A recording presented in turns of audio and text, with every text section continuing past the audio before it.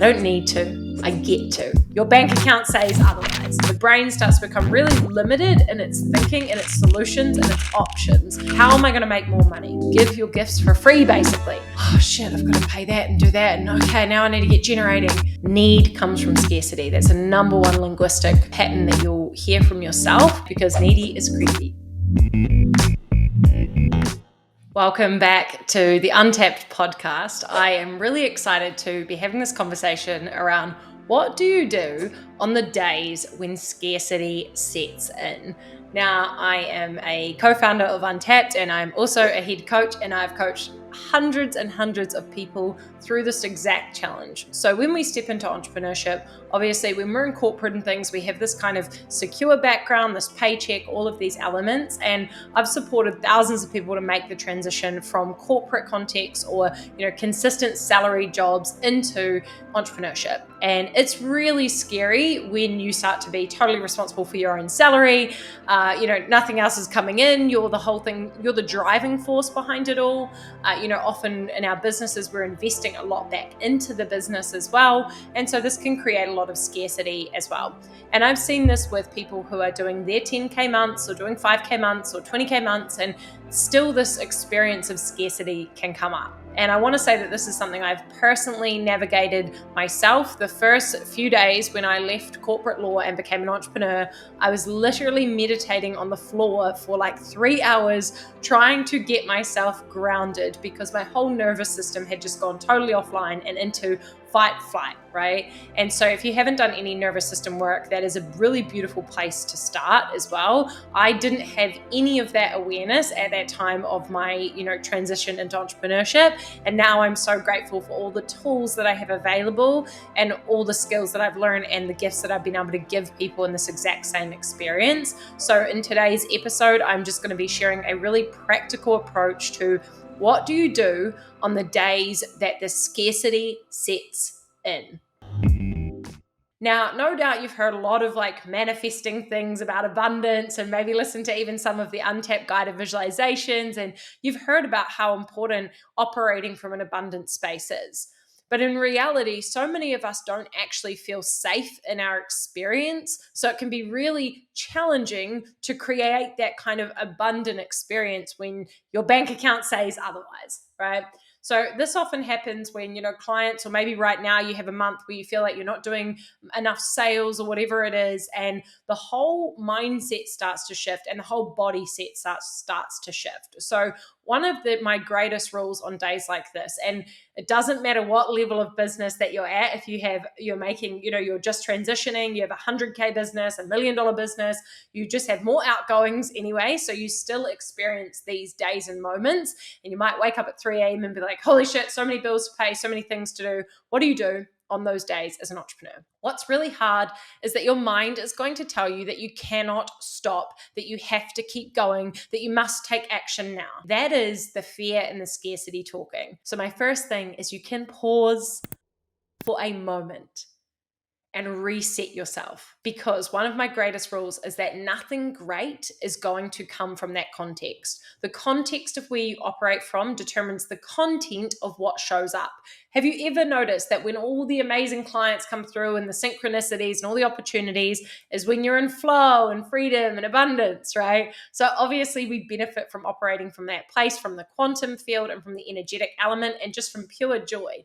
But that's not really where most people live and operate from. So one of my greatest rules on those days is stop, pause. Do not take any more action. Do not keep trying to follow up your sales things, post on social media, do all these things. You have to first stop and regulate your nervous system. If you're in fight or flight, if you are hyper aroused, you're overactive mind, you're overwhelmed, pause, grab one of the Untapped meditations, insight timer, something like this, go to a park, take your shoes off, put your feet in the ground.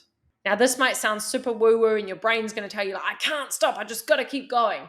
No, truly, some of the worst damage you can do in your business is when you try to operate from a scarcity-based place, because needy is creepy. So you need to pause and go and reset your nervous system. We have a rule in our community. It's like when you're dysregulated, when your body's going offline, get offline, do not come and slack, go and get yourself regulated and then go again, right? This is a supernatural experience for people to have in their body, because what's actually happening at our core is that we don't feel safe. Right? Most human beings operate from three places when we're not in total personal freedom and experience that, we are operating from approval, security, and control. The actions that we take from those places are not beneficial. Approval is, I want everyone to like my content, I want everyone to like me, and then that manipulates how you show up. Security is actually just trying to create so much safety 24/7.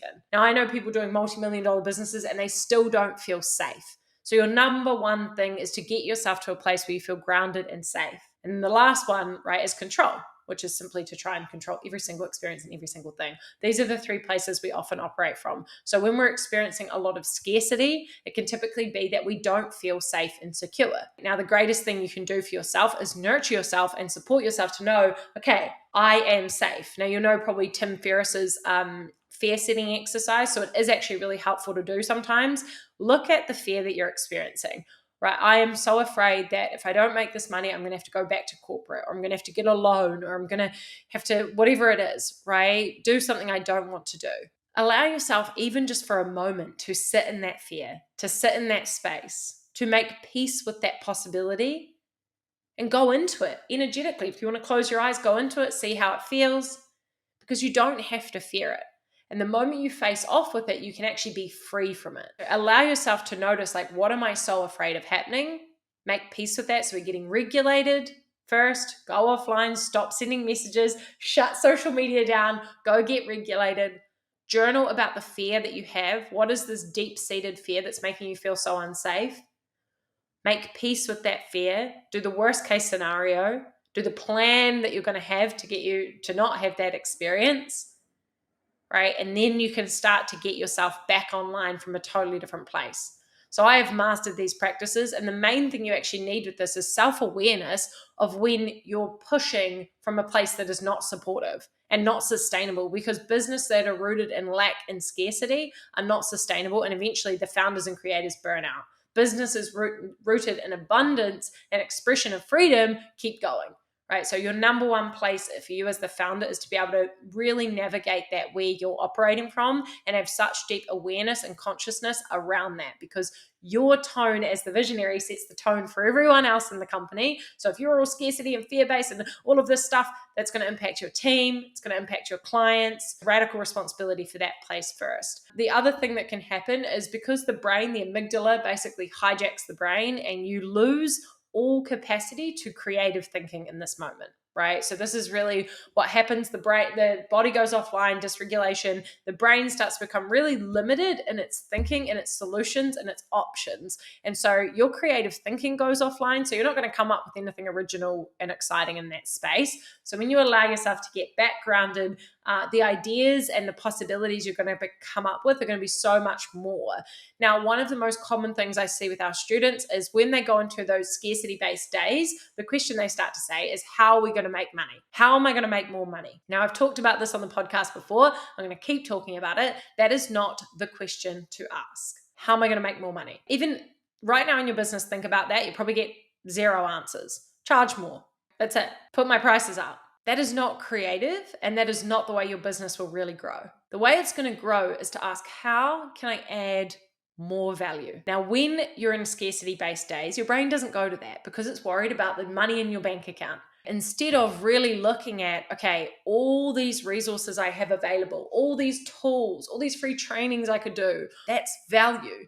When you add more value to the world, that's where money returns from, right? Is adding more value. So unfortunately, on these scarcity-based days, your brain goes offline and it asks this really basic, really boring, really unresourceful question: how can I make more money? And it's not the question to ask.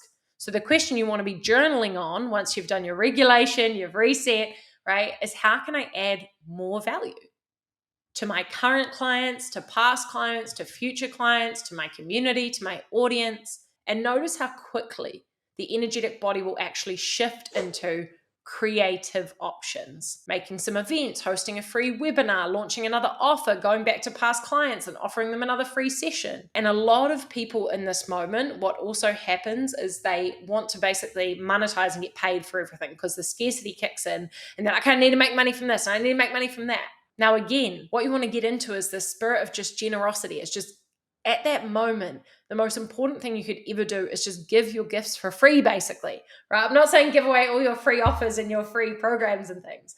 I'm just saying get back into that actual alignment of generosity. This is like when people are walking down the street and, there's someone, maybe homelessness or someone busking or whatever it is, wanting money, and people say, oh, no, I can't afford it. Or your brain says, oh, I can't afford to give them anything.